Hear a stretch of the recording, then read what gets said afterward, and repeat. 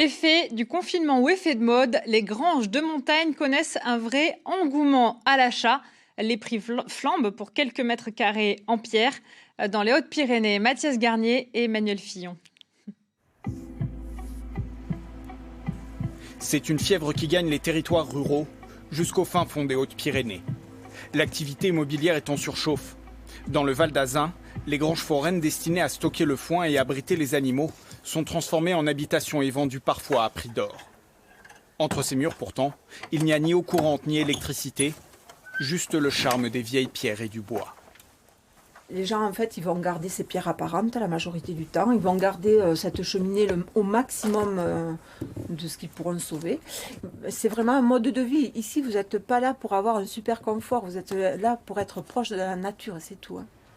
Si la vue sur le pic du Midi n'a pas de prix, habiter au pied de ces montagnes a un coût. Près de 100 000 € pour ce lot de 2 petites granges à rénover. Pourtant, les acheteurs ne manquent pas. Celle-ci vient d'être vendue à un couple de retraités originaires de la région. Elle ne sera habitable que dans 1 an et demi après de lourds travaux. Il leur aura fallu près de 6 mois de recherche et un peu de chance pour mettre la main dessus. Le premier qui visite, en général, il achète. Parce qu'il sait qu'il n'y en a pas.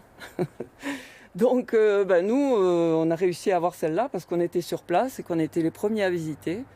Et qu'elle avait tous les critères qu'on recherchait. Donc on a signé tout de suite, quoi. Car la concurrence entre les acheteurs s'est accrue depuis 2 ans.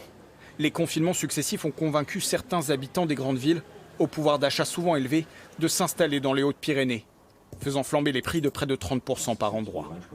Les locaux vont avoir du mal à y rester et à acheter, en fait, tout simplement, parce que ça a tellement pris.